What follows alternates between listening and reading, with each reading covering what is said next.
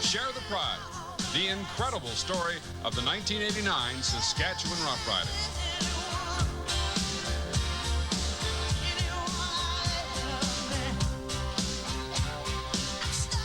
Take a giant gopher, a collection of curvaceous cheerleaders, a goofball who fires a cannon off his head, a few dozen hard-nosed football players, and a stadium full of uncontrollable rowdies. And what have you got?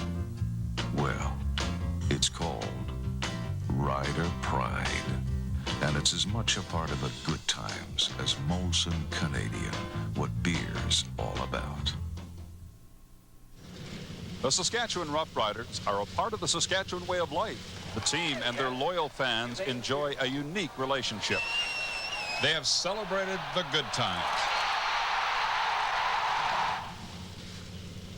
And together they have survived hard times. Saskatchewan people and the Saskatchewan Roughriders share the pride of a long prairie tradition of pulling together in the face of adversity. In 1988, the Saskatchewan farm economy was hit hard by drought. The devastating downturn paralleled the long, dry era of the province's football team. Since their 1976 Grey Cup appearance, witnessed from the sidelines by injured rookie Roger Aldag, the Saskatchewan Roughriders had missed the playoffs 11 consecutive years. The Riders and their fans were due for a change in the weather.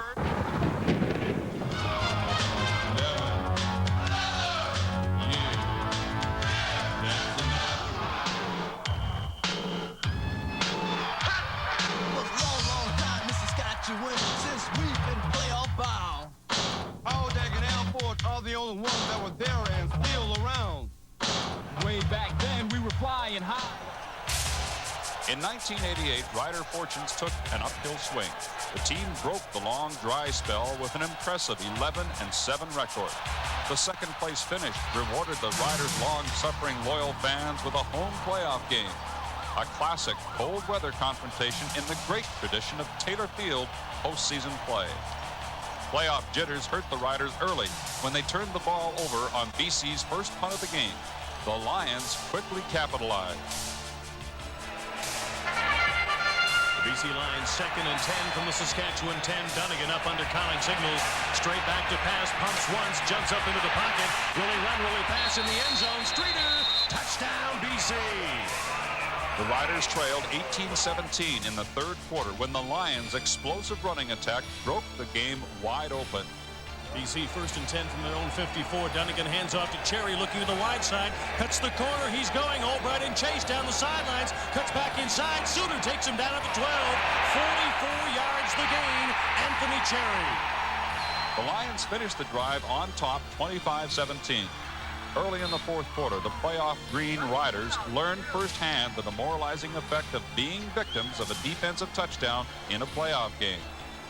Saskatchewan 2nd and 3 from their own 34. Burgess hands off inside to McRae, looking for a hole. He's hit, the ball's down. Balor's got it, he's on top of it. No flags, no whistles, he's running for the end zone. 10-5, touchdown BC. There was that empty feeling of a sudden death playoff loss. The abrupt end to the Riders' successful season was disappointing, but not discouraging for the playoff novices. You can never say for a long period of time that we don't have playoff experience, because we do. And whether or not that is a big intangible factor for us, it's, now we've got playoff experience, and we did gain a little experience by what happened to that hope. Second-year head coach John Gregory had accomplished what 6 previous head coaches could not, leading the Saskatchewan Roughriders into the playoffs. For Gregory, the team had taken an important step toward winning a Grey Cup. I think they learned that, if you're there, you have a shot, and you got to make the best of it. And I think that the key for our football team is to get the monkey off their back and get into playoffs, which we did, and we have to make another step next year. For 12-year veteran Roger Aldag, the next step would be a Grey Cup. Retirement was out of the question. I'm going to have to sit down and discuss it. I think right now I hate to quit now, the fact that we've got a little more work to accomplish, the fact that we didn't make it to the Grey Cup, and that's my goal right now. But the team we got next year, it looks like we're going to be tough to beat next year, but you hate to talk about next year when this year is still going on. In 1989, assistant general manager Al Ford took over as GM. Ford's roots in Saskatchewan as a native son and his ties to the Rough Rider tradition as a former player and coach solidified a program of continuity. The Saskatchewan Rough Riders' provincial tradition of holding training camp in Saskatoon began its 8th year in 1989. Early detractors predicted the Rough Riders would have a tough time just making the playoffs. The Saskatchewan Roughriders started the '89 regular season against the Calgary Stampeders. In preparation for the season's opener, Coach John Gregory sensed a positive change from '88. I think we're better from an emotional standpoint and from a team leadership standpoint. I think this team is all business, and I think that's the way football should be. That first home game against Calgary was a crystal ball on a Cinderella season. The game encapsulated the frustrating lows, the euphoric highs, all the emotional peaks and valleys which awaited the Saskatchewan Roughriders and their fans in what was to be an incredible year. Going into the fourth quarter, the Riders needed 3 touchdowns to overcome a 20-point deficit. The task seemed impossible. Rider fortunes changed, though, when Albert Brown ran a kickoff back 65 yards to the Stampeder 35. On the next play, the Riders hit Pater. Slots in motion. Burgess back to pass, looking long downfield. He gets nailed, gets it away. Elgar out alone. Touchdown, Saskatchewan. A Calgary field goal widened the Stamp lead to 29-15. 7 minutes and 43 seconds was still enough time for 2 Rough Rider touchdowns, but 2 Rider drives ended in turnovers. With less than 2 minutes to go, a third drive clicked. On first down, Burgess up under, calling signals. Takes the snap, drops straight back, looking inside, finds his man. Narcisse, touchdown. Burgess up under, rolls right, looking long downfield, puts it high and long. It's up, touchdown, Narcisse. With the game tied 29-29 and 1:26 to play, the Riders got a big break when Jeff Treflin recovered a fumble. The Riders cashed in on the fumble recovery. Dave Ridgway trying to cap a big comeback, 41 yards out, it's up. It is good. Final score, Saskatchewan 32, Calgary 29. The miraculous comeback established the Riders' fourth quarter reputation as cardiac kids and demonstrated the kind of calm under pressure character which would carry the team and their fans through the emotional roller coaster of the '89 season. Quarterback Tom Burgess's relief appearance was a key to the heart-stopping victory. First touchdown means they have to change their defense. If we don't score, they just play that deep prevent zone.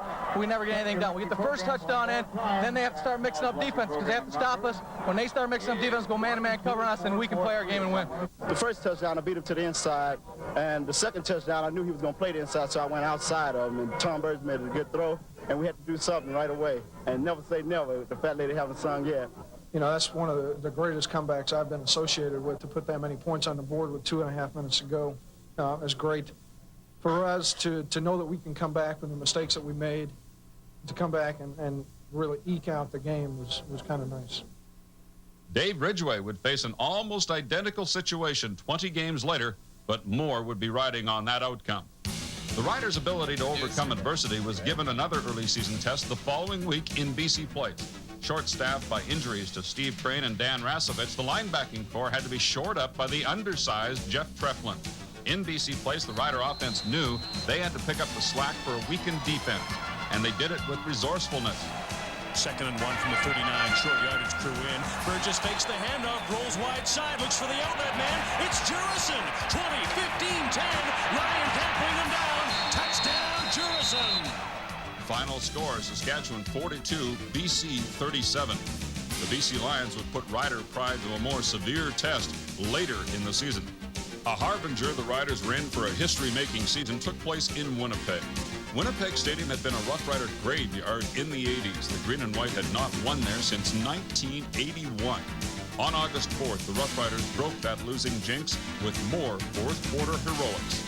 Final score, Saskatchewan 29, Winnipeg 27. After soundly beating Ottawa at home, the Saskatchewan Roughriders season rode a deep trough. When the Riders came to the Skydome for the first time, they were on a 4-game losing skid. It was very disappointing that we hit a part in our season in the middle where we struggled, and there were a lot of reasons for it. And when I looked at the reasons for why we struggled, at least I could find reasons and point my finger at it, and probably the most crucial reason of all was the injuries that we had. And I think a lot of times, a lot of people get too much credit when you do well, and they also get too much blame when you don't do very well.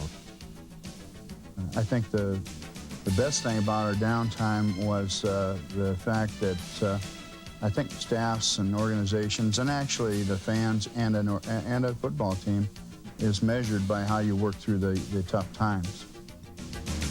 With less than 3 minutes left in the game, the Riders needed that old fourth quarter magic to overcome the Argos' 24-13 advantage. This time it was Kent Austin who performed the comeback wizardry.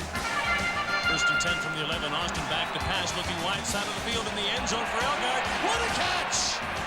On their next series, the Riders quickly drove down to the Toronto 20 to set up the go-ahead major. Less than a minute and a half to play. Austin back to pass. It's a rope in the end zone to Narcisse. Touchdown! Final score, Saskatchewan 29, Toronto 24. When the Riders left the Skydome on September 9th, it seemed unlikely they would return in November to represent the West in the 1989 Grey Cup. The victory over the Argos put the Riders back on the winning track. But would that be a big enough psychological lift against the formidable Edmonton Eskimos? The Eskimos invaded Taylor Field strutting a 9-1 record. The Riders were 5-5.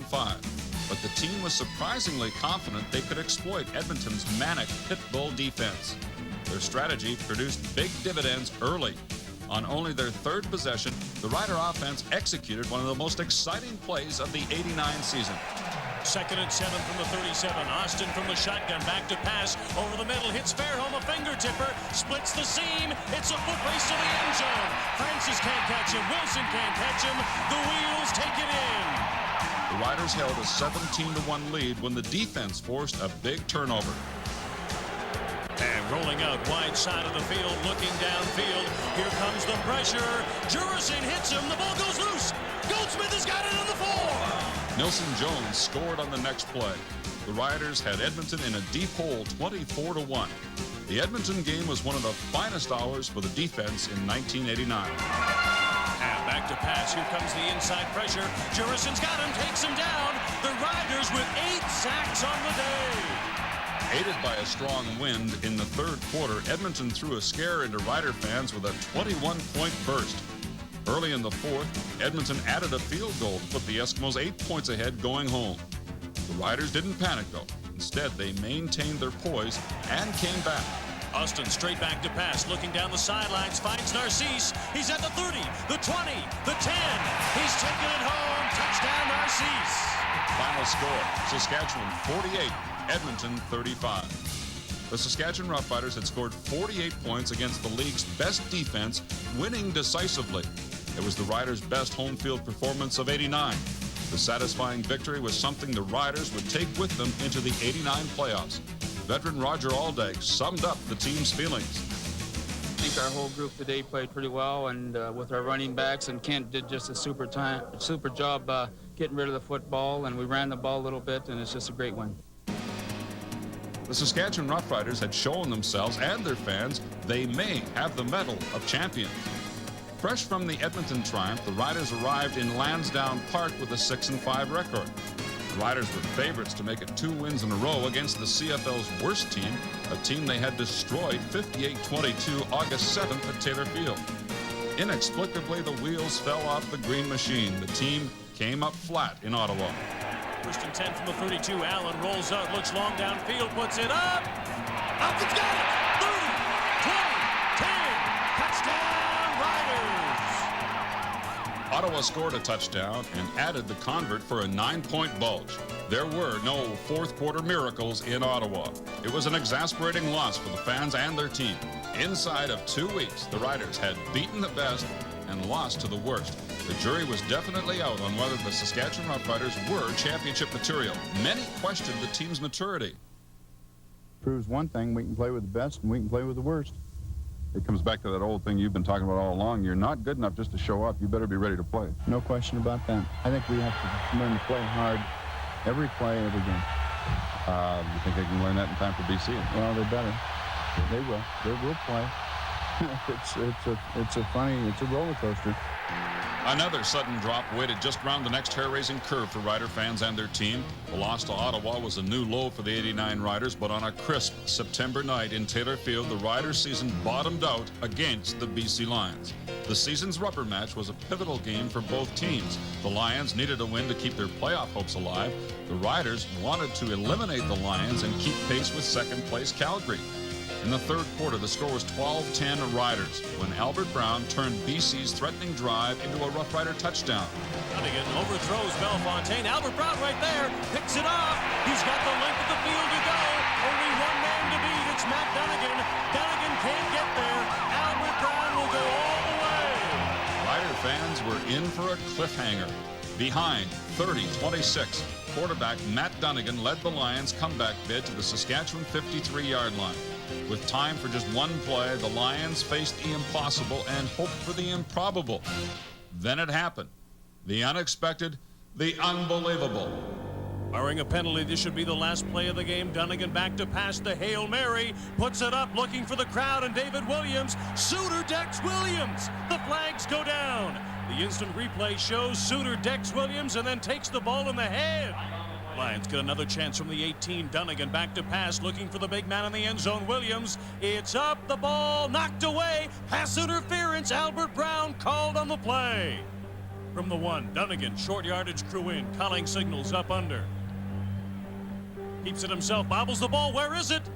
Dunnigan's got it. Touchdown BC. Joe Galette can't believe it. The final two plays had taken place with no time left on the stadium clock. Final score, BC 32, Saskatchewan 30. The loss was not only demoralizing, but Saskatchewan was now in danger of missing the playoffs. BC now held the edge in the season series.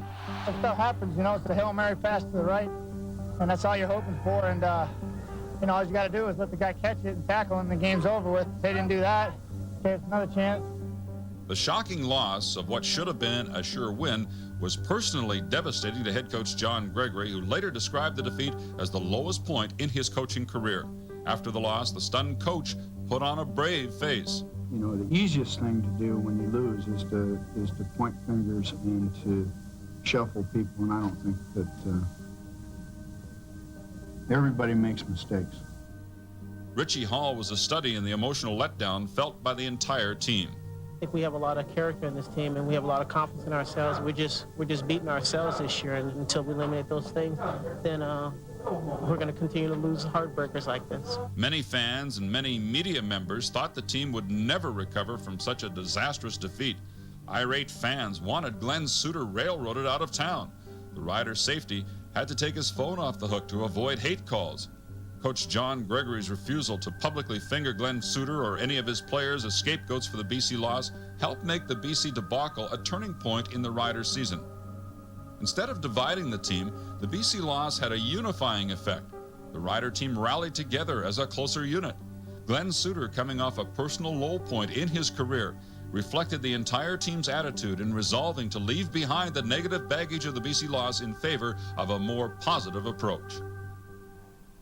You know, I feel pretty responsible about the whole thing, and I just glad I got another chance and another 5 weeks in the season to play well and to help the team get into the playoffs. And then once we get in the playoffs, anything can happen. With second place a remote possibility, the 89 Riders renewed their focus on a goal few outside the team knew about: winning the Grey Cup. Gary Greger added another dimension to our football team. Gary is a sports psychologist, and he has, I think, a lot of good ideas. I think a lot of the ideas that he had were ideas that we've already been through. However, it's sometimes good to have the same things being said from a different mouth. In October, the Riders began a 3-game series against the Calgary Stampeders. The October 8th game at McMahon Stadium was the first test of the renewed team unity. In the first quarter, the Riders bounced back from the BC disgrace like winners, striking early and often. Ray Elgard was injured in the BC game, and after only one play, Jeff Farrelham had to drop out of the Calgary game. As so often happened in 1989, a stand-in from the Rider bench took the spotlight. Backup slot back Rob Bresciani enjoyed a career game against the Stampeders secondary.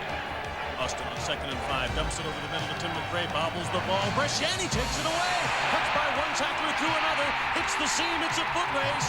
They can't catch him. He goes all the way. The Stampeders made it close in the final quarter, narrowing the Rider lead to 6 points. Finding their old fourth quarter poise, the Roughriders mounted a classic 75-yard ball control drive, which killed the clock and added an insurance touchdown. Final score, Saskatchewan 39, Calgary 26. In a remarkable display of character, the Roughriders restored confidence in themselves with a solid win only 8 short days after the BC loss. The win over Calgary was a great victory for team pride. Nonetheless, fans remain skeptical about their team's chances in '89. It's unfortunate they haven't been able to perform at home for their fans. There have been some real disappointing games at home this year. Oh, I think it's been pretty spotty, really spotty. They've had that uncanny ability to shoot themselves in the foot at the most inopportune time. And I really expected more from them, honestly. When Calgary returned to Taylor Field, the fans were treated to an exciting game, but again, they were witness to the kind of breakdowns which had characterized the '89 Riders as inconsistent.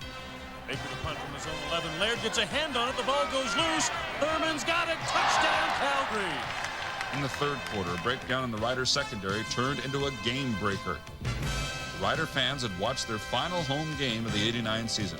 As they filed out of the stadium, they had little inkling the Riders would be a team of destiny.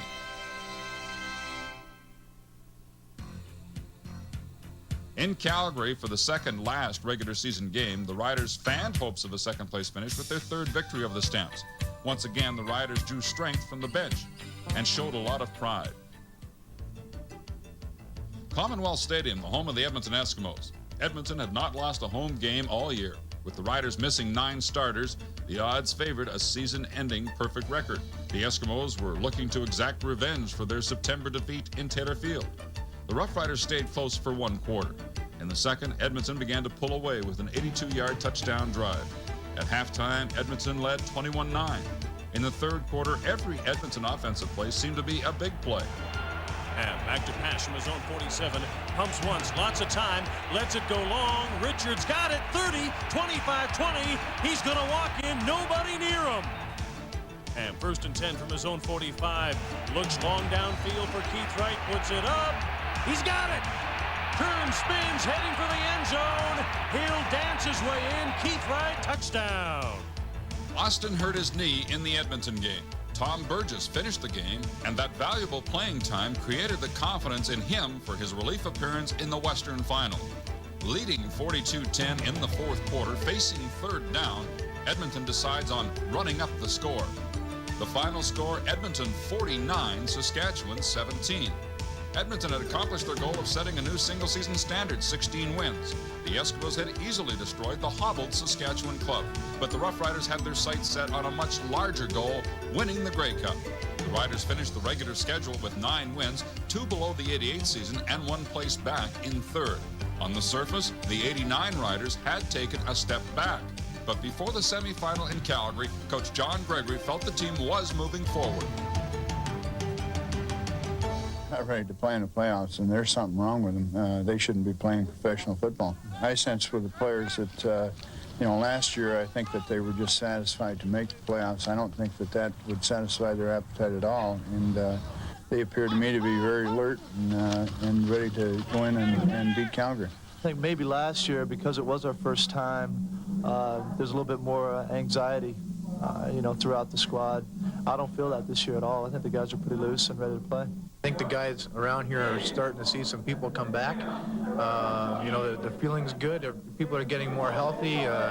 We've won a lot of games. We're going into a place where we've won twice, too, on the road, and that can't help but give you confidence. And we're a very confident team. We're a veteran club, and we feel very confident about ourselves. Even before the Calgary semifinal, it was clear the Riders were thinking Grey Cup. Well, like last year, we're saying 11 years is enough, and we made 1 playoff game, and this year it's a matter of we're going to make about 3 more steps, and this year we're not content just to be in the playoffs, and we're thinking all the way this year. We're looking more to a 3-game stretch and getting into the Grey Cup and winning that, and if we fall short of that goal, then we'll be upset. Beginning of last year, goal was to make the playoffs. Beginning of this year, goal was to get into the Grey Cup. Unlike the '88 playoffs, the Riders had no fear of a quick end to their season. I never dwell on negative things. I'm very optimistic and I look positive. And, you know, like I said, I had no doubt that we can make it to the Grey Cup. And that's the attitude I'm taking. In preparing for Calgary, the Roughriders were a loose unit.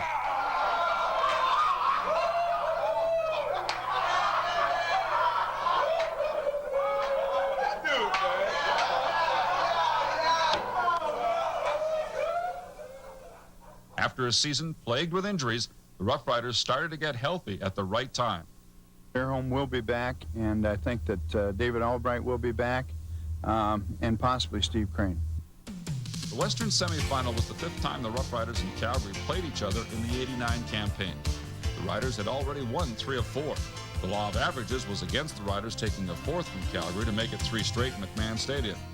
On the game's first play, fate tipped its hand in favor of the Stampeders. McLaughlin gets his game underway, high and spinning, coming down to Tim McRae at his own 15, bobbles the ball, tries to get a handle on it, picks it up, but it goes loose again. The ball is free. McCrary jumps on top of it. Calgary ball.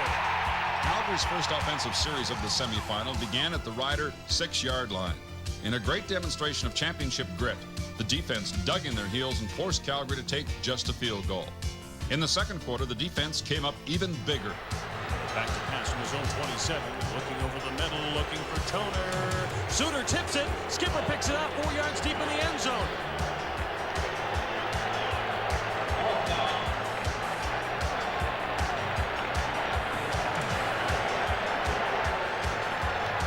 Will he have enough steam to go all the way? Cuts back inside, 1 man to beat. It's a big one. Fairbanks, will he have the gas to go?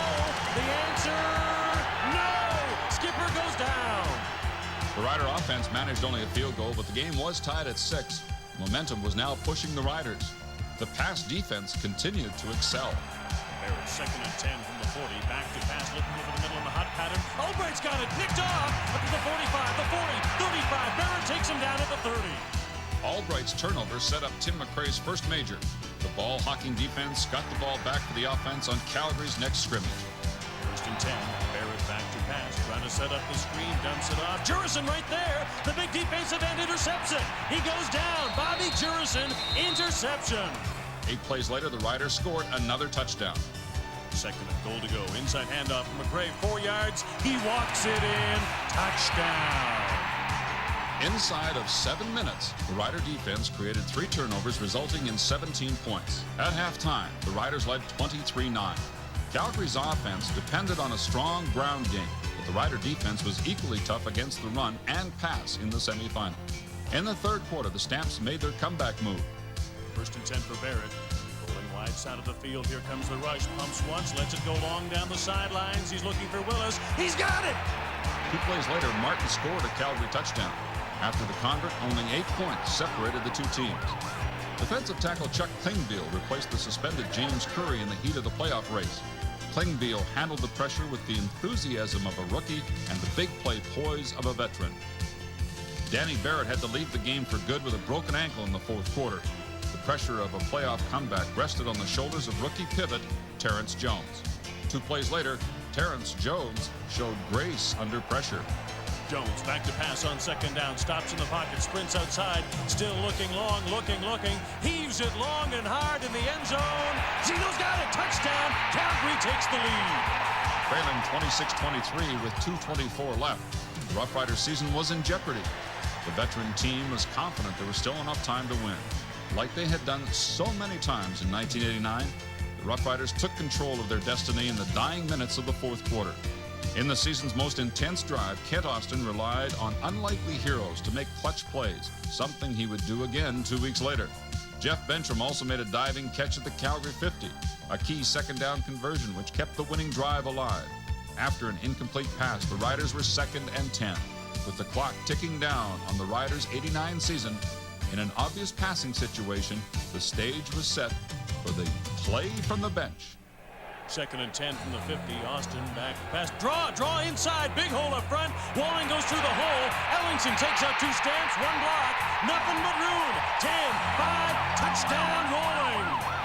The draw play to Walling was a stroke of genius. It was the head man's call. I sent that play in, and it was one of those plays that sometimes you send them in, they work. Sometimes you send them in, they don't work. That one happened to work. Brian Walling was another behind-the-headlines player who had stepped in at just the right time. I was thinking just to get the first down. I didn't really think that, we were going to break it for a touchdown. Final score, Saskatchewan 33, Calgary 26. The semifinal win meant the Riders had surpassed their '88 season. The victory showed the '89 Riders had grown up as a team. A year ago at this time, we would have lost that game today. This year we didn't, and does nothing but create positive vibrations for the whole squad. When we did fall behind in the ball game, I didn't see anybody on the sideline giving up. And we, you could just see it in everybody's eyes, that we can still win this ball game, and that really meant a lot to us, and that really gave us, a plus of the momentum, knowing that we can come from behind and win like that. Outstanding effort. The thing we got to do now is just take this thing one step further, right? That close. The next step would be a giant one, the Edmonton Eskimos. The Roughriders were comfortable in the underdog role. Here we go, guys. Yeah, 60 minutes, baby. I love being the underdog. Being 5'6", I'm always the underdog.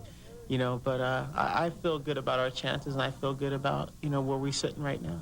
Offensive coordinator Pal Sartori was not intimidated by the reputation of the Edmonton defense. We're working on the things that we know are successful against them, and we're going to put points on the board. Then we're just going to line up and play, and hopefully we're going to knock the hell out of them. Think you can win it? Yeah, I know we can win it. There's no question about that. After the final season game against the Eskimos, the defense had learned from their mistakes. They had a definite strategy in mind for the slippery Tracy Ham. We know what we're going to do. We're going to go out there on Sunday and prove that we were a better team than we were the last time we played in Edmonton. We won't make the mistakes we did, and I think our defense will play a heck of a lot better than we did. Well, the third-place team last year went into Edmonton and won. Yeah, they were 9-9 too, weren't they? That's right.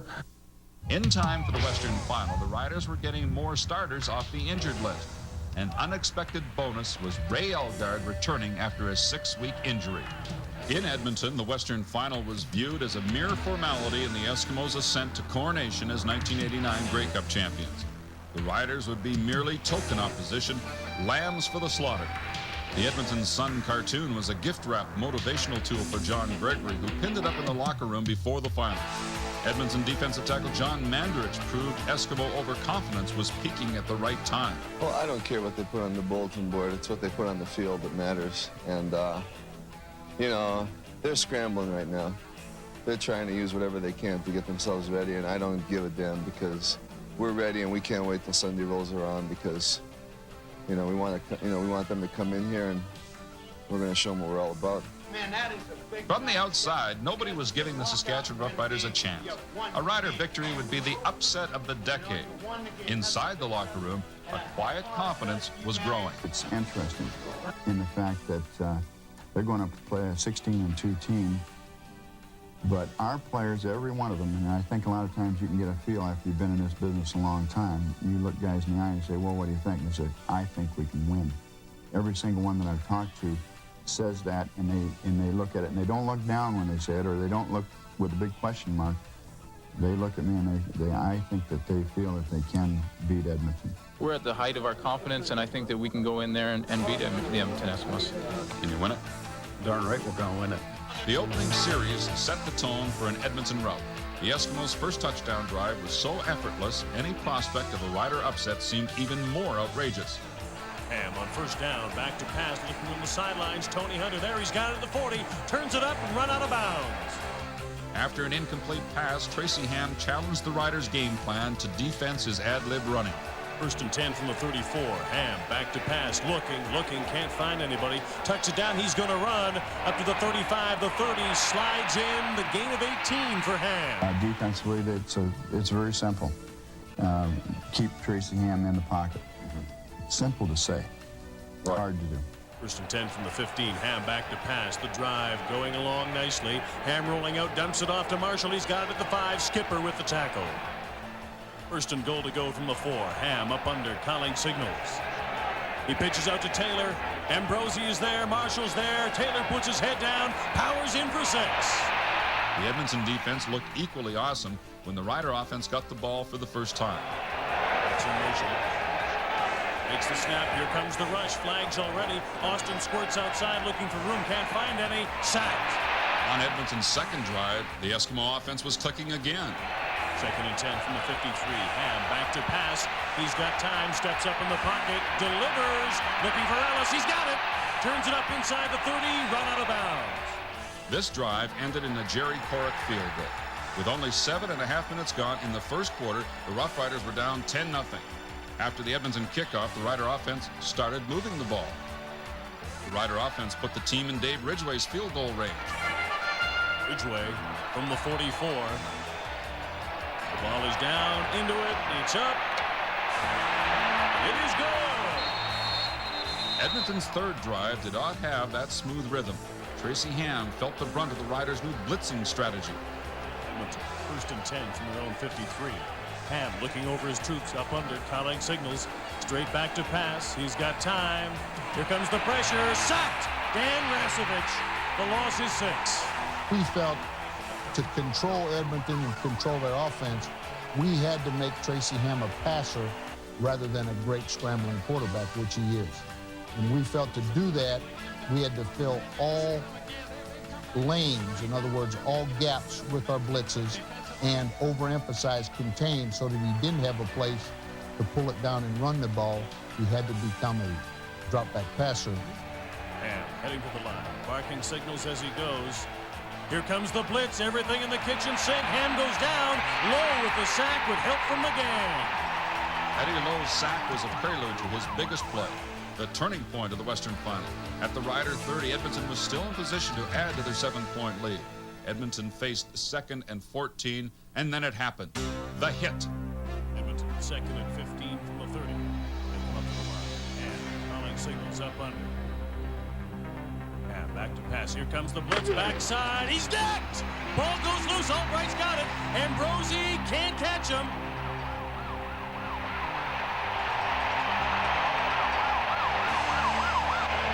Replay shows Ham didn't see it coming. A devastating blow from Eddie Lowe. The ball goes loose. Dave Albright picks it up and lumbers in for the major. Saskatchewan happy to have him back for only the 2nd game after an assortment of injuries. I think at that point, we needed something to get the momentum going our way. And that definitely, you know, they came out on that first drive and drove the ball right down our throats. And they definitely had the momentum going, and they were pumped up a little bit. And at that time, you know, we weren't down or anything, but I think that was we needed a big play to get everybody excited, and it sure did, because I was getting the hell beat out of me in the end zone when I got there. That play was an earthquake in Edmonton's championship composure. The Eskimos felt momentum shift from under them. On the next series, they were still reeling from the sudden turnabout. And calling signals. Handoff goes inside to Taylor. He's spun around in the hole by Crane. The ball goes loose. Who's got it? It bobbles out of bounds. Edmonton ball. Up under, calling signals. Straight back to pass. Dumps it off over the middle. Intercepted by Eddie Lowe. Another great defensive play. What a game Eddie Lowe is having. The Riders capitalized again. 1st and goal to go from the 6. Austin calling signals. Straight back to pass. Looking in the corner. Puts it up. Ball alone. Elgar. Touchdown. Inside of 3 minutes, the Saskatchewan Roughriders had come back from a 10-3 deficit to move ahead 17-10. An upset was taking shape. The Rider defense continued to apply pressure to the rattled Edmonton quarterback. 2nd and 6 from the 50. Ham calling signals. Saskatchewan showing blitz. They come with one. Ham has to step up, gets away from one block, lets it go. It's nowhere near anybody. Blitzing strategy left the Rider defense vulnerable to off-tackle draws, but the Eskimos only exploited this option once, successfully, the entire Western Final. 2nd and 5 from the 30. Ham calling signals. It's the quick hitting draw right up the middle. Taylor's got it. He's at the 35, the 40, 45, 50 into Saskatchewan territory. Skipper takes him down. The game 51. On that drive, Edmonton's struggling offense could only manage a field goal. As the game wore on, Tracy Ham and the Edmonton Brain Trust could not solve the Rider defense. 1st down, Ham rolls out wide, looking long downfield, puts it up. He's looking for the man, Hunter. Incomplete, nowhere close. Late in the second quarter, in one play, the Riders lost the ball and their starting quarterback. Austin back to pass. Here comes Braswell. Hits him. Ball goes loose. Hill's got it. Interception, Edmonton. Ken Austin was out for the game. Could this be the turning point for the Eskimos? Against some teams, it might have been, but this was the '89 Saskatchewan Roughriders. And once again, the Riders were strong in the face of adversity. Edmonton got nothing on the turnover. Fittingly, much maligned safety Glenn Suter killed their drive with a timely interception off a Harry Skipper tip. And Tom Burgess was sensational in relief of the injured Kent Austin.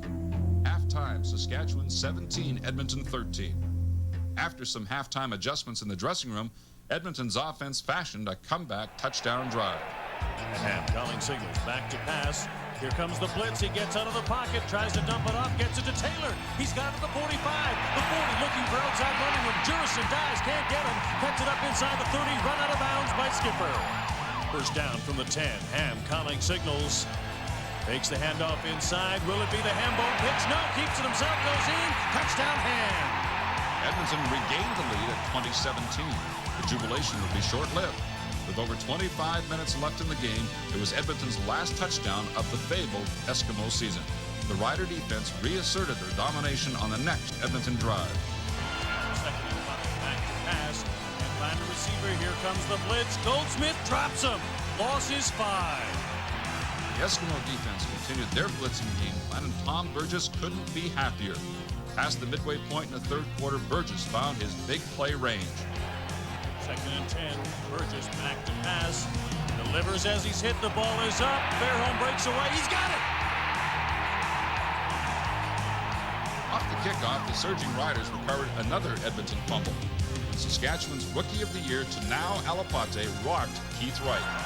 Keith Wright on the kickoff return, heading straight up the middle. Hit in the hole by Alapate. Ball goes free. Who's got it? Narcisse has it. Saskatchewan ball. The Riders advanced on the pass interference call against Don Narcisse. From the Eskimo 14, the Riders cashed in the latest Edmonton turnover. Second and 6 for Burgess. Back to pass, looking in the corner, puts it up in the end zone for Elgard. He's got it!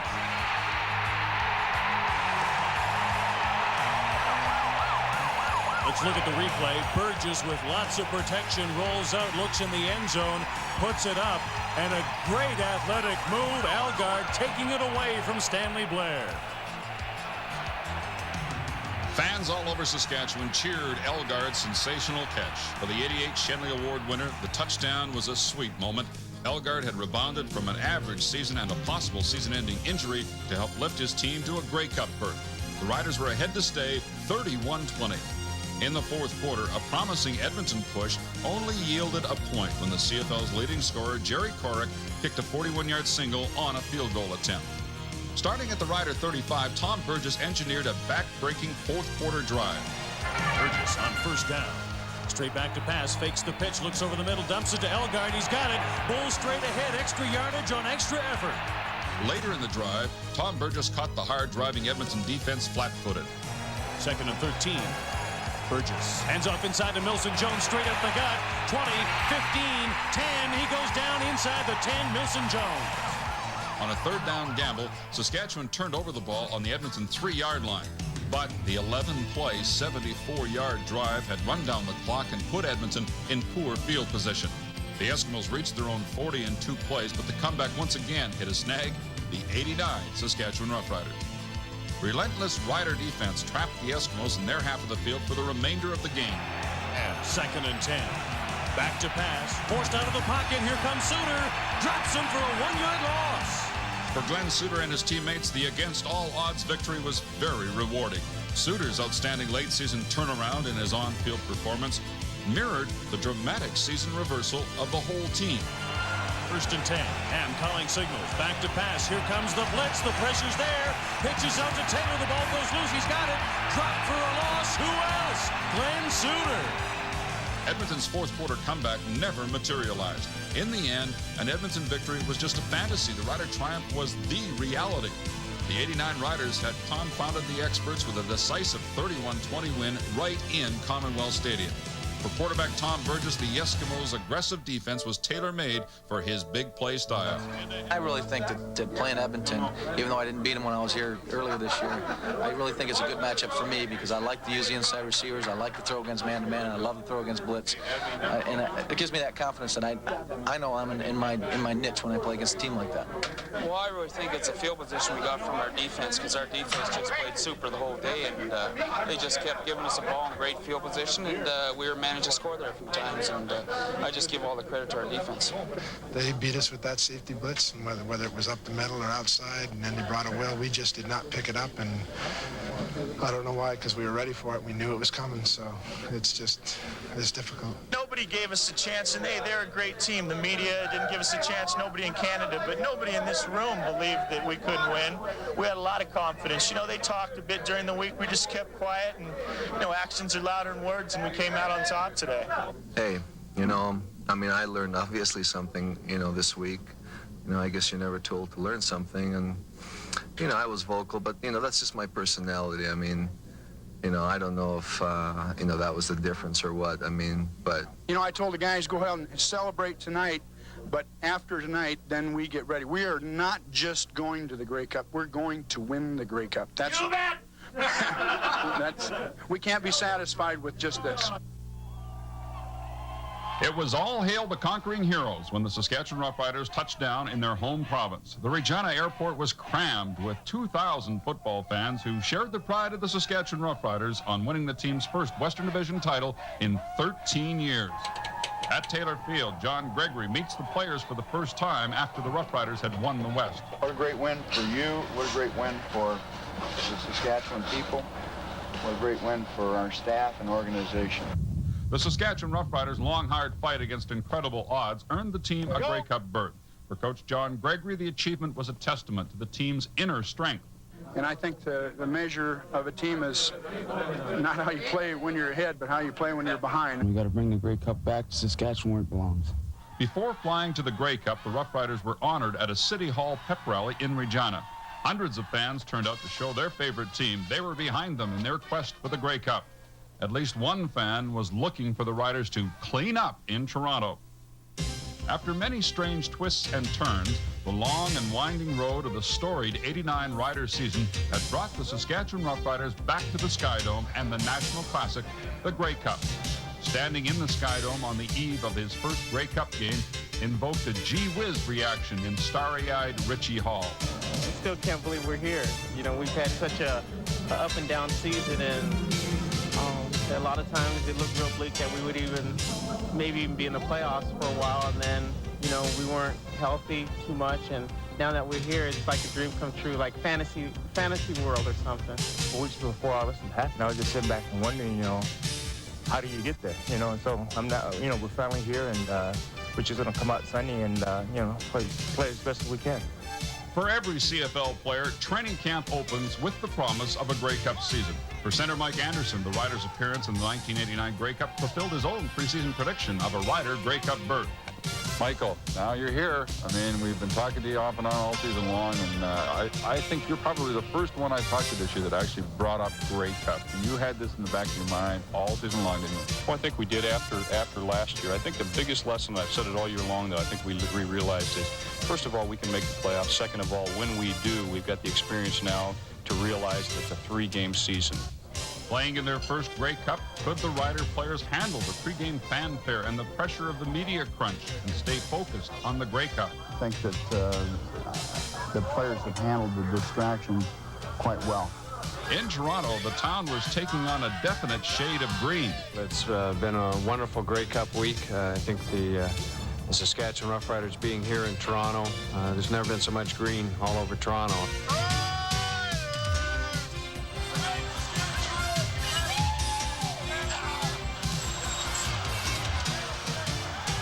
A lot of people are referring to the Saskatchewan Roughriders now as Canada's team. Are you guys hearing that? I always kind of thought that because for the last 4 years, you know, I go back to Halifax or wherever, and, you know, there's a lot of fans out there in Saskatchewan. The day of the Grey Cup game, the Riders staged a pep rally at Maple Leaf Gardens and showed the entire country Rider pride. Grey Cup day at Toronto's Skydome.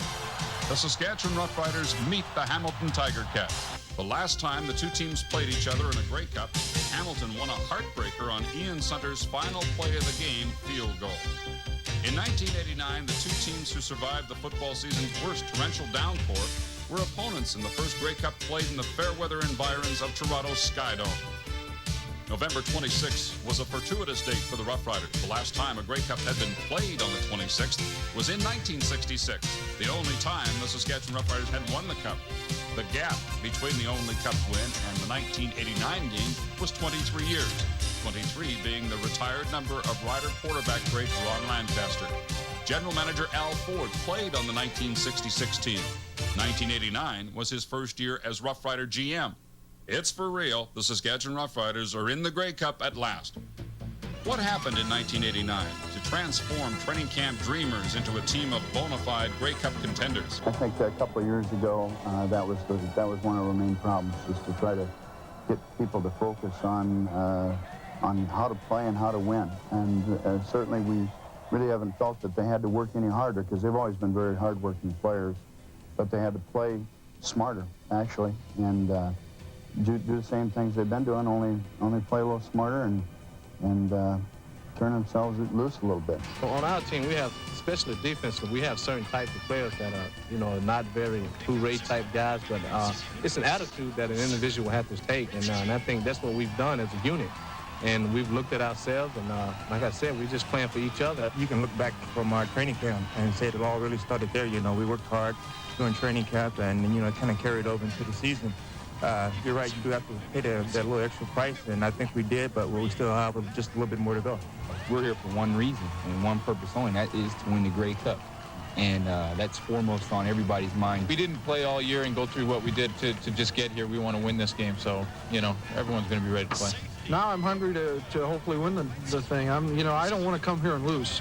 That is not in my mind at all. If I'm here, we better win, because I can imagine the elation of winning it, but I can't even imagine how deep or how depressing it could be to lose this thing after fighting so hard to get here. I never won a championship before. I've never been in a position where I could win a championship.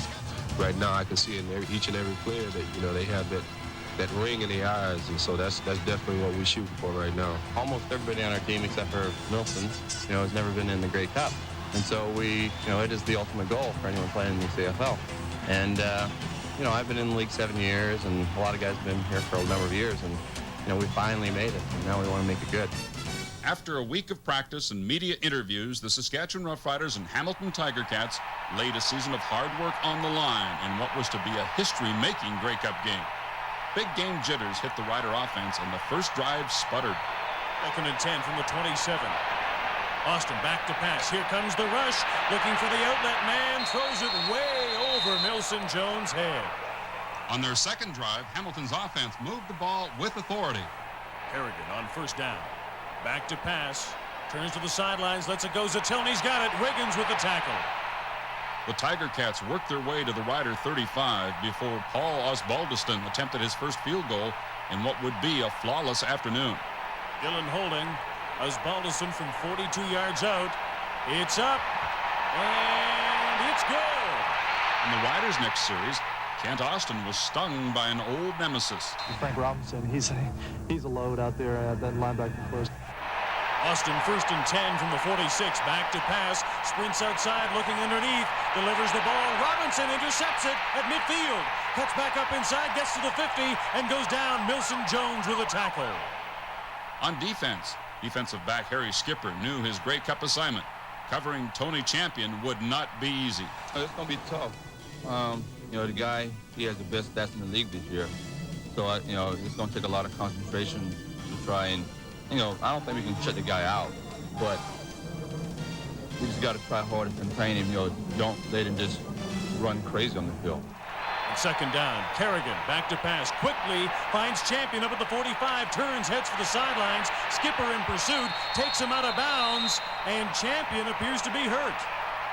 After Kerrigan missed on 2 passes, Paul Osbaldiston made it 2 for 2. Paul Osbaldiston from 38 yards out. Snap is down, the ball is up, and it's good. Seldom used wide receiver Mark Guy was destined to be a key player in the Grey Cup.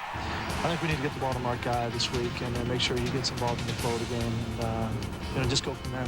I think this week Mark Guy against Will Lewis is a good matchup. I really do. First down. Austin back to pass. Stops, steps up in the pocket, delivers underneath, hits Guy over the middle, tries to spin away, but can't escape Sonny Gordon. The Riders finished that drive with a Terry Baker single. Hamilton quarterback Mike Kerrigan spearheaded the first touchdown drive of the '89 Grey Cup. First down, Kerrigan back to pass. Quickly looks outside, dumps it to Winfield. He's got it, tries to turn the corner into Saskatchewan territory, goes out of bounds near the 50. Eric McAdoo ran for 3 yards before Kerrigan went back to Winfield. 2nd and 7. Kerrigan takes the snap, looks outside, pumps. He's going to run it. No, decides to let it go. Winfield's got it. Up to the 30, 28, he's down. Mike Kerrigan calling signals. Straight back to pass quickly on the hot pattern. Hall's got it. No, it's Estelle. What a catch. 1st and 10 from the 13. Kerrigan back to pass. Lost it in the end zone. The timing pattern. Touchdown champion. After the convert, Hamilton led 13-1. In the absence of injured special teams ace Albert Brown, Coach Gregory knew kickoff and punt return squads had to go that extra mile. The kickoff team responded, creating several big plays, and one of the biggest ended the first quarter on a high note for the struggling Roughriders. As Balderson lets it go, kicking it off high and spinning, coming down to Tim McCray at the 13, up to the 20, the 25, the 30, looking outside, 35, 40, makes a break over the 40, gets by 1, gets by 2, breaks another tackle inside the 50. Timmy McCray, what a return! When the offense stalled, it was Terry Baker's job to improve the field position advantage McCray's kickoff return had given the Roughriders. Before the game, Baker said he liked the Sky Dome. I do. I think the bottom line is if we can limit Earl Winfield to, I guess, as few yards as possible on the return side when we're on the punting team. Baker sets a punt on 3rd down. He tries to angle it for the sidelines. It's up. Beautiful punt marked in touch at the 7. With Hamilton backed into their own zone, the Rider defense tightened up. Kerrigan on 1st down.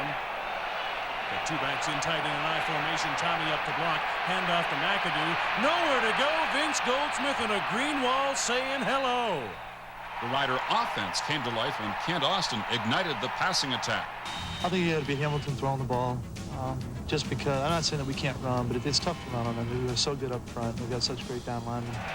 On 1st down, calling signals, back to pass, looks wide side of the field, delivers to Fairholm. He's got it, turns the corner at midfield. Gordon and Chase takes him out at the 40. Austin from the 40, back to pass, looks over the middle, puts it up. Great catch, Elgard. 2nd and 10. Austin back to pass, looking down the middle, delivers. Narcisse is there, he's got it, inside the 5. 1st and goal to go from the 5. Austin back to pass, finds a hole in the end zone, puts it up. Elgard's there. Touchdown, Saskatchewan's first 6. The icebreaker for any team in a big game is the first touchdown. The 6-play touchdown drive covered 62 yards and boosted the offense's confidence. For the next quarter, Kent Austin would prove unstoppable. Setting the frenzied seesaw rhythm of the first Skydome Grey Cup, the Ticat offense immediately answered the Rider touchdown. 1st and 10. Back to pass, rolls out, looks underneath, hits DiPietro outside the 40, cuts it up. He's carrying some green inside the 30. The blitz that foiled Edmonton's Tracy Ham was suspect against the Hamilton quarterback. When the Rider defense gambled, Kerrigan burned them with his quick trigger. 2nd and 10. Kerrigan back to pass. Here comes the blitz. He avoids it, gets the ball away. McAdoo's got it. Touchdown. After the convert, the Riders were in a 12-point hole. Before the game, Coach John Gregory said he wasn't worried about falling behind early. I really don't, because this team has come back from being down, Dale, so many times that I think almost right now anything could happen to us early, and I wouldn't be a bit surprised. If bad things happen to us early in the game, that we can fight our way out of. True to their 1989 comeback character, the Riders wasted no time in rebounding. On the first play after the Hamilton kickoff, Kent Austin aired it out, the home run ball. On 1st down, Austin back to pass. Lets the bomb go long, looking for Fairholm. He's got it!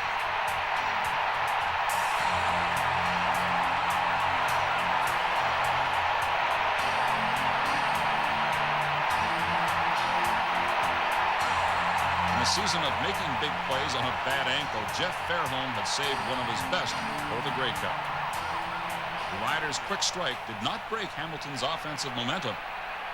2nd and 2, short yardage crew in, but Kerrigan throws outside. Champion all alone, turns the corner at the 50, 55. Suter brings him down. 9 plays and 71 yards later, Hamilton padded their lead. 1st and goal to go from the 1. Kerrigan hands off inside to McAdoo, powers straight ahead, touchdown, Hamilton.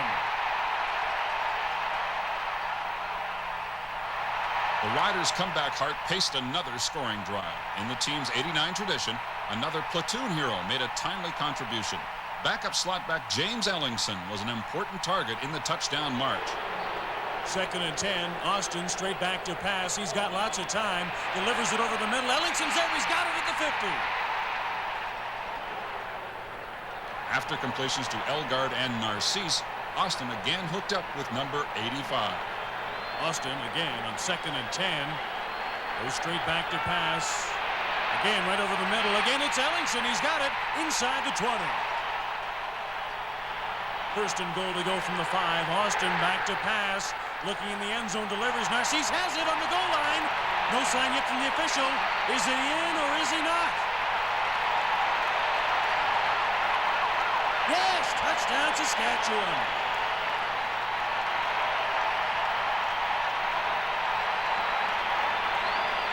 Late in the 2nd quarter, the Roughriders get a break on the only Hamilton turnover of the 1st half. 2nd and 5 for Kerrigan. Takes the snap, drops straight back. Finds DiPietro, who's got it up near the 50. Turns inside. Hold trying to battle him, but he can't. DiPietro to pitch up. Ball goes loose. Goldsmith has it. On the final play of the 1st half, Dave Ridgway's 50-yard field goal attempt went wide, and Hamilton ran it out of the end zone. It was Robo-Kicker's only miss of the 89 Grey Cup. Going into the dressing room, the Riders had only a 5-point deficit to overcome. The Riders received the kickoff to open the 2nd half. As Bollison kicks it off high and spinning. It comes down to Guy, takes it inside his own 15, 20, 25, the 30, 35, finds room inside, sprints forward, up over the 40, 45, and he's dropped by Sam Louts. The Rider offense started the 2nd half strongly. On 2nd and 5, Austin back to pass. He's got time, good protection, steps up, lets it go. Elgard in heavy traffic makes the catch. The first possession of the 2nd half ended with a good omen. Ridgway with the attempt from 34 yards out. Puts it up, and it goes off the post and in. These have to go away because that's the first one that I banked in off the upright in about 12 years. So. After a shaky 1st half, the Rider defense bears down. McAdoo takes the handoff inside, heavy traffic, dropped for a loss by Chuck Klingbeil. But they still had their hands full with Tony Champion. 2nd and 12, Kerrigan back to pass, looks outside, puts it up for Champion. He's got it, stretches out and pulls it in. In spite of Tony Champion, the Rider defense did halt the Hamilton drive and forced a Hamilton field goal.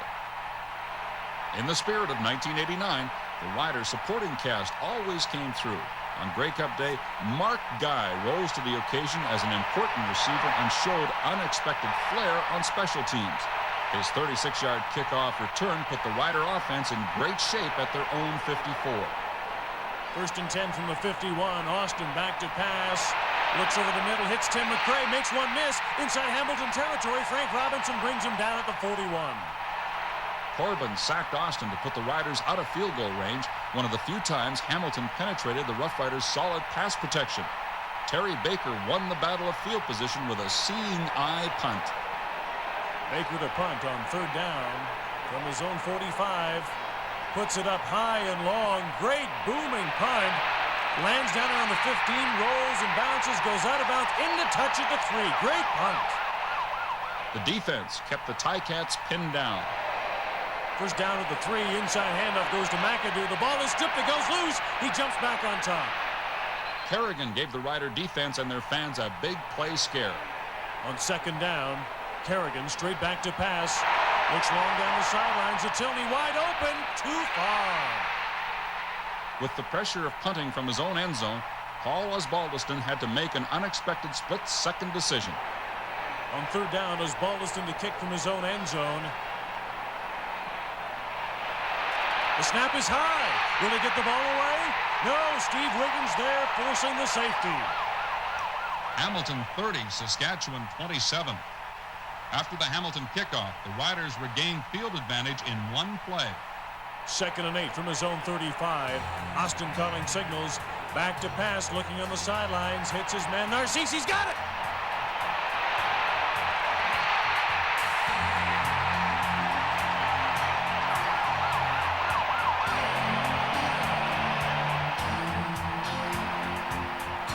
First down, Austin. Back to pass, fakes the handoff, rolls wide side, looking long in the end zone for Elgard. It's up. Gordon and Rockford all over him. The flags come down. From the 1, the handoff goes to McCray in behind Aldag and Anderson. They push it over. Touchdown. The Rider defense's adjustments to their base defense began to pay off. Hamilton's next offensive drive ran into a brick wall. 2nd and 4 for the Tiger Cats. Kerrigan back to pass. Swings it out to McAdoo in the flats. Lowe comes up with a big stick. The loss is 1. In the Grey Cup game, the forgotten Mark Guy began to take on heroic stature. 2nd and 11 from the 35. Austin calling signals. Back to pass. Looking on the sidelines. Puts it up. Guy's there. He's got it. 35, 30, 25. He's down. Hamilton sack and an incomplete pass cooled off the Rider drive at the Hamilton 18, a chip shot for Dave Ridgway. Saskatchewan 37, Hamilton 30. After an offensive show in the Grey Cup's first half, it was the turn of both defenses to take a bow. Hamilton, first down. Kerrigan straight back to pass. Looking over the middle for DiPietro. It's picked off by Suter. He's got it. 45, the 50, midfield into Hamilton territory and drop. Heads up play, Glenn Suter. First down. Elgard in motion. Austin back to pass. He pitches out to Elgard, and he'll throw. Looking long downfield for Guy. It's intercepted by Will Lewis. Saskatchewan turns the ball over. Kerrigan back to pass. Can't find the receiver. Here comes the rush. Gary Lewis pins him in. Turns the corner. Kerrigan back near his own goal line. Nowhere to run, nowhere to hide. Klingbeil takes him down. For Chuck Klingbeil, the sack was the highlight of an award-winning defensive performance, the supreme irony of the 1989 Grey Cup. Had James Curry not been suspended, Chuck Klingbeil would not have played. Hamilton's next drive never got going as the Rider front four controlled the big, strong Hamilton offensive line. 2nd and 5. Inside handoff goes to McAdoo, but the hole is turned green. It turned ugly. Hamilton broke the defensive impasse with an exciting trick play. Baker to punt on third down, puts it up high. Winfield there waiting for it. He takes it and hands it off in the reverse to Sonny Gordon. Turns the corner. He's up at the 30, 35, 40, 45, 50. Into Saskatchewan territory. He goes down near the 50. The reverse gave the Tiger Cats their best field position of the fourth quarter. A 16-yard completion to Lee Knight moved the ball down to the Rider 34. Kerrigan on first down. Here comes the rush, back to pass, nowhere to go. Sacked by Gary Lewis. Paul Osbaldiston from 47 yards out. He has more than enough room. Starting at their own 37, the Rider offense started the drive looking for an insurance touchdown. Austin kept the Hamilton secondary guessing using 6 different receivers. Nielsen Jones plunged 3 yards, setting up the most controversial play of the 1989 Grey Cup game. On 2nd and 7, Kent Austin gambled on putting the game out of reach. 2nd and 7. Austin back to pass. Looking in the end zone, puts it up long. Will Lewis jumps in front. He's got it. Intercepted. But they say he's out of bounds. The referee ruled an incompletion.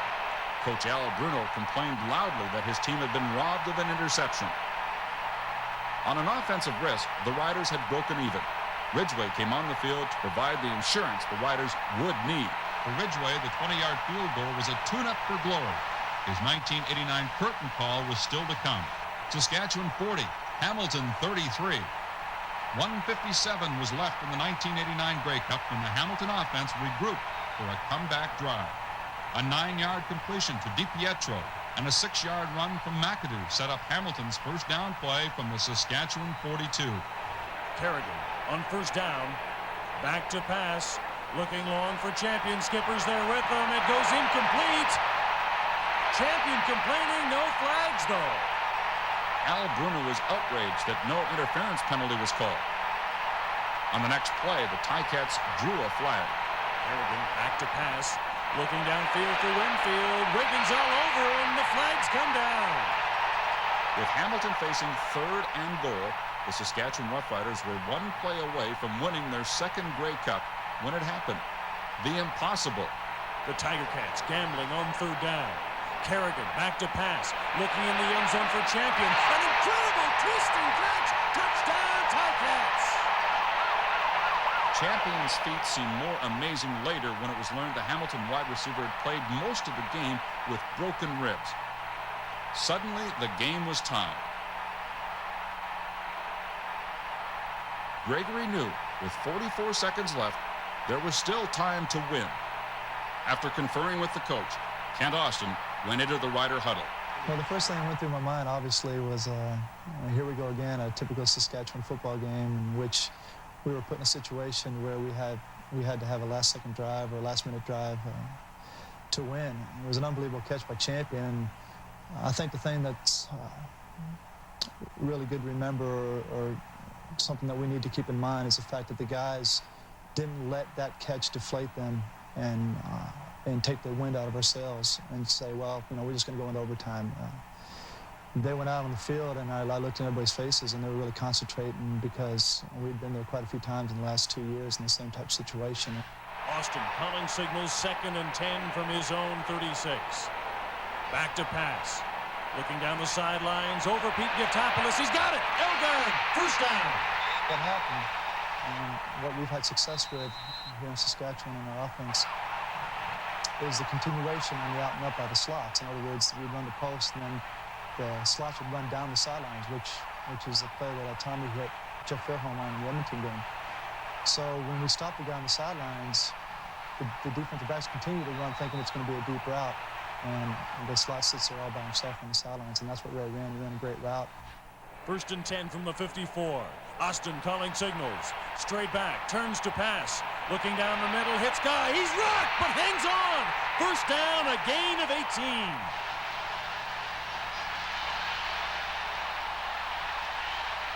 We got out of bounds with that play to Ray Elgard, and the clock was stopped, so I huddled the guys up. And what I started thinking then was I had thrown to my right twice, the first 2 plays.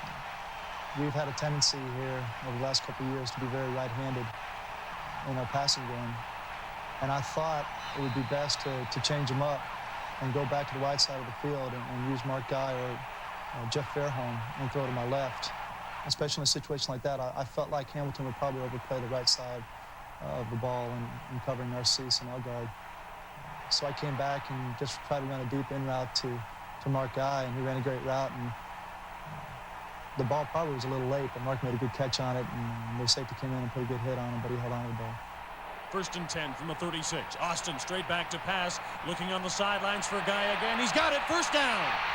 Here again, I tried to use a strategy in which I felt Hamilton would overplay our right side of the ball, especially after just completing the ball to Mark Guy. The wide side of the field was to Narcisse's side, and I thought that they'd probably think we would favor that side. The hopes and dreams of the Saskatchewan Roughriders and their fans were riding on the reliable toe of Dave Ridgway. I hope it comes down to the last second of the game, and Dave Ridgway is kicking a 40-yard field goal or less, and we've won the ball game. A 35-yard field goal to win the Grey Cup. Poley snapping. Suter holding. Ridgway to kick. It's up. It's good!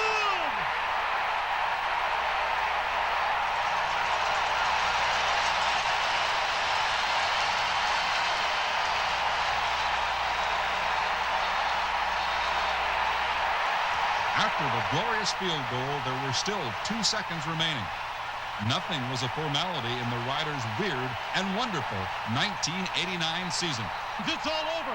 The Saskatchewan Roughriders are the 1989 Grey Cup champions. Final score, Saskatchewan 43, Hamilton 40. The Saskatchewan Roughriders ain't over till it's over season was finally over. But the memories of this incredible journey to the top of the CFL will never end. The Riders' Cinderella story had a very happy ending. Since watching from the sidelines 13 years before in a Grey Cup loss, the wait for Roger Aldag at the time seemed remarkably short. In the midst of all the cup-winning jubilation, the Saskatchewan Roughriders never forgot their loyal fans. Their hero, robo-kicker Dave Ridgway, was the first to pay tribute to the world's greatest fans with a Grey Cup dedication to them on national television.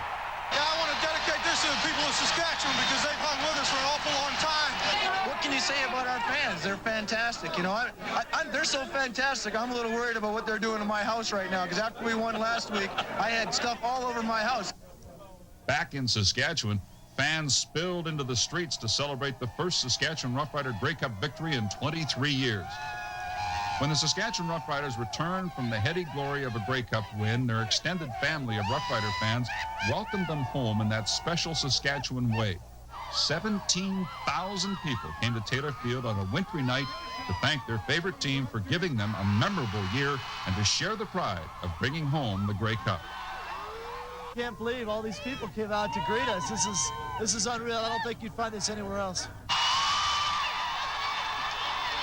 In 1989, what the Saskatchewan Roughrider football team achieved could not have happened without the support of the world's greatest fans who pulled the team through the lean years of the playoff drought. The 1989 Grey Cup win is part of the ongoing Saskatchewan story of struggling together to overcome enormous odds. The Saskatchewan Roughriders and their fans can always share the pride of that memorable year 1989 when the world's best fans had the best football team. We are the 1989 Grey Cup champions, and that'll live forever, baby.